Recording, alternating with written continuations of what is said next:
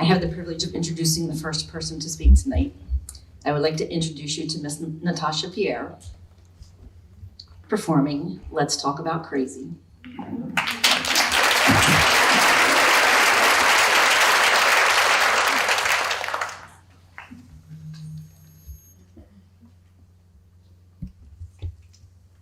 So let's talk about crazy, shall we? I eat my breakfast cereal with warm to hot milk. I've done so all my life. Captain Crunch, Raisin Bran, granola, it doesn't matter, that's the way I eat it. And each time someone sees me heating my milk, I hear the same thing. Natasha, that's so crazy. In the first grade, I began writing backwards. I write backwards as well as I do forwards. Grade school, high school, I wrote backwards. In college, most of my notes were written backwards, which made it very hard to share because in order to read my notes, you need to hold it up to a mirror. My signature is backwards. And every time someone sees me writing backwards, I hear the same thing. Natasha, that's so crazy. I have seen every episode of Law & Order SVU at least 3 times, which makes me an attorney, right? Okay, a detective? No? Okay. And each time I share that fun fact, I hear the same thing. Natasha, that's so crazy. And despite how many people have called me crazy for those things, I didn't actually think that I was crazy. I knew that they made me special. They were unique to me. In fact, I didn't actually think that I could possibly be crazy until my family was unable to hear my silent scream. How could the girl voted most likely to succeed in high school, the overachiever, the model, the actress, how could she have trouble getting out of bed? How could she have difficulty leaving home?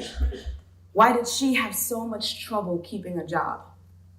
I didn't actually think that I could be crazy until I shared my diagnosis with a friend and was asked, so, are you crazy or crazy? I didn't think I could possibly be crazy until every argument in my relationship was boiled down to, are you on your cycle? Is it a full moon? Did you take your meds? I didn't think I could possibly be crazy until I shared some of my challenges with a pastor and was told, Natasha, just fast and pray. Build up your faith. I didn't think I could possibly be crazy until I disclosed my diagnosis to an employer and was immediately treated differently.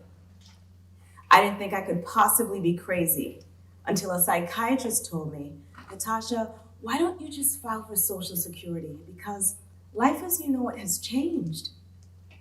I didn't think I could possibly be crazy until the medicines prescribed to make me feel better actually made me suicidal, homicidal, and has possibly permanently deleted portions of my memory.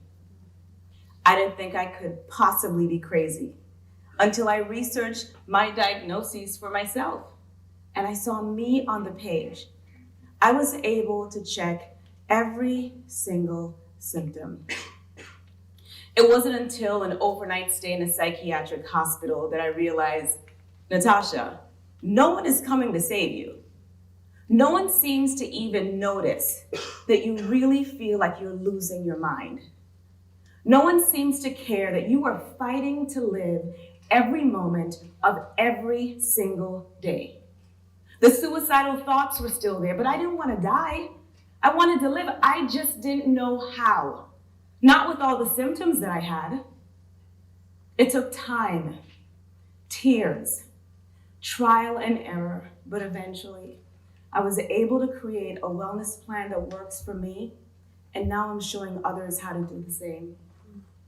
So why am I telling my story? I'm telling my story because I've lost count of how many people I know and how many people I've met that have died by suicide.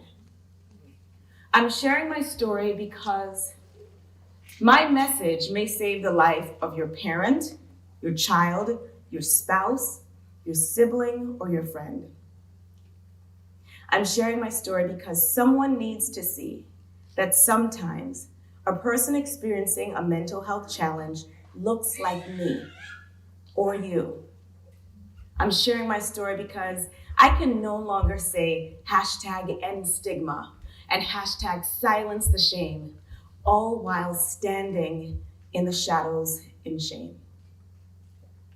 And so I educate, I raise awareness, and I tell my story unapologetically because I'm just hoping that I can be for someone what I so desperately wanted for myself.